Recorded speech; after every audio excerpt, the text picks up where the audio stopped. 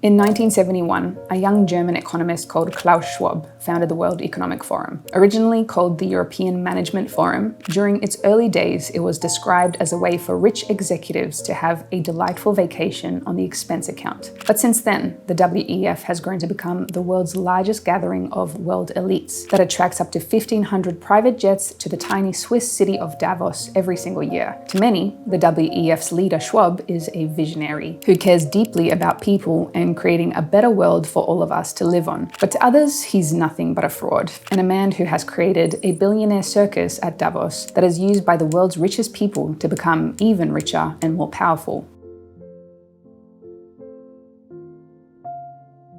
But who is Klaus Schwab really, and what do his actions actually say about his true motives? Well, hopefully we'll answer some of those questions in this video. And for those that are not quite sure what the World Economic Forum, or the WEF, is, here is a quick refresher. The WEF is a non-profit organization that claims to exist for the benefit of all of us. Its members are made up of our planet's most powerful people, dozens of world leaders, and some of the world's most profitable companies on Earth. It's the source of taglines like the Great Reset and "You will own nothing and be happy." Its main mission include shaping the face of our planet by attempting to change the way we live, work, exchange goods and services, and even how we own property. And despite some criticism, a lot of people love the WEF. Many argue that they're a selfless force for good that has our best interests at heart. And that includes here on this platform, where the WEF has previously taken part in partnerships with YouTubers like Johnny Harris and Nas Daily. Now, we've actually done a couple of videos on the WEF previously, and I'll link them down below so you can watch them after you've watched this one. With that out of the way, let's talk about Klaus Schwab's actions, which might reveal his true intentions. Schwab and his organization are known for throwing around a lot of corporate buzzwords in their speeches and on the forum's website. And some of the most used values they preach are equity, diversity, and inclusion. But in reality, it seems that the WEF's key metric for inclusion is that you must have a massive bank balance. To participate in the World Economic Forum's activities, a person or company must be a member. Membership fees start at a very inclusive 60,000 Swiss francs per year, around 62,000 US dollars. And for the top tier strategic partner membership, you'll have to shell out more than 620,000 US dollars. But if you want to attend the WEF's yearly meeting in Davos, that will set you back even more. A ticket to the most recent event in Davos in May of 2022 was reportedly almost 30,000 US dollars, or almost 3 times the average household income. And you can't even buy a ticket to Davos unless you're already a member of the WEF, meaning attendees are paying a minimum total of $91,000 just to get in. To me, this doesn't really sound so inclusive or equitable. It really just sounds like a way to create a very exclusive business club for the planet's elites, which many have argued that the WEF is exactly that, a place for the super rich to get together and strike business deals with one another. Now, with such a high membership fee, you'd imagine that the WEF would be making a lot of money. And yes, you would be right, but don't worry, they're not in it for the money. They want you to believe that they're doing all of this for the good of our planet. The WEF's tagline is improving the state of the world, and they regularly talk about the status as a non-profit. In its 2021 financial report, the World Economic Forum reported over 350 million Swiss francs in income, or around $1/3 billion.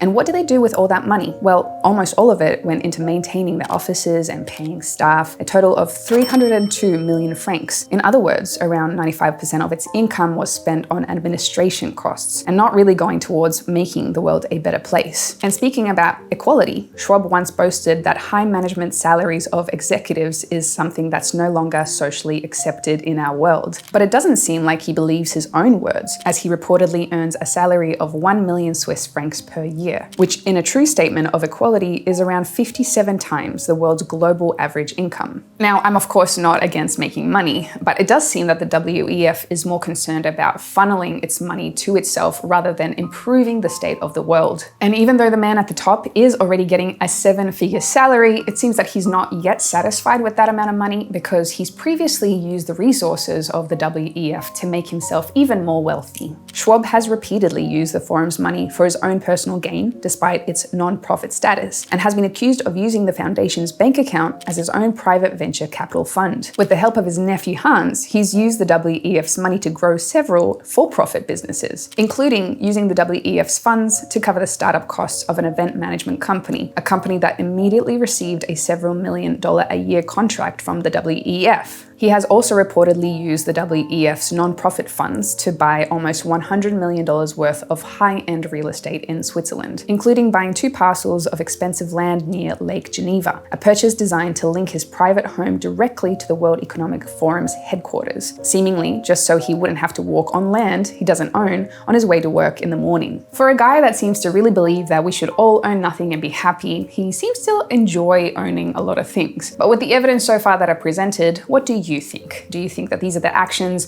of a charitable person or an organization, or is this something entirely different? All right, let's go back to Schwab, who currently is avoiding scrutiny for using the WEF for his personal gain by stashing its assets in other places he controls. When the WEF started receiving too much scrutiny for taking part in for-profit activities, Schwab's communications director, Barbara Erskine, advised him of the potential conflict. This apparently made Schwab furious, who told Erskine he wanted to be regarded as a businessman, but eventually he gave in and set up a foundation that he named after himself. Since then, the WEF has transferred all of its for-profit assets to the Schwab Foundation, and although the foundation is also a non-profit, it reportedly controls hundreds of millions of dollars in assets that Schwab himself has said he doesn't want to give away. Instead, assets he wants to grow. And it's hard to know what Schwab's foundation is doing with all that money, as it keeps its financial activities very close to its chest. And although previously cleared of any wrongdoing, the foundation was also once investigated by the Swiss government after being accused of taking part in illegal financial activities. Basically, when the WEF started getting criticized for taking part in for-profit activities,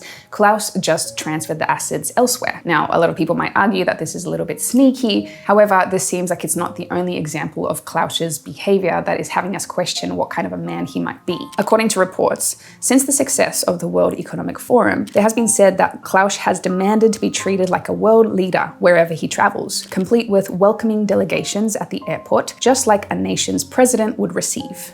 People have also come forth expressing that Mr. Schwab one day expects to receive a Nobel Peace Prize. But on the other hand, he was once reportedly so enraged by a staff member using his private car parking space when he was out of the country that he demanded she be fired. Her job was only saved after senior WEF staff stepped in to intervene. And remember his nephew Hans, who helped him start an events management company with the WEF's money? After Uncle Klaus promised Hans 5% of the business, he later went back on his word, telling his nephew that it wouldn't look good if he just handed over a part of the company to him. To me, these are really important points that we should keep in mind, and I think it shows a much more balanced perspective of who Klaus Schwab could be, rather than the one-sided perspective that the WEF wants us to believe. On one hand, Klaus Schwab has the appearance of a selfless philanthropist who wants to promote equality in the world, but on the other hand, he has shown a history of using that non-profit for his own financial gain. He's someone who wants to be seen as a man of the people, but who reportedly has a special talent for catering to the narcissistic tendencies of the powerful. A man who, yes, has apparently dedicated his life to solving injustices of the world, but who also organizes an event where venture capitalists attend panels in Davos about human trafficking by day,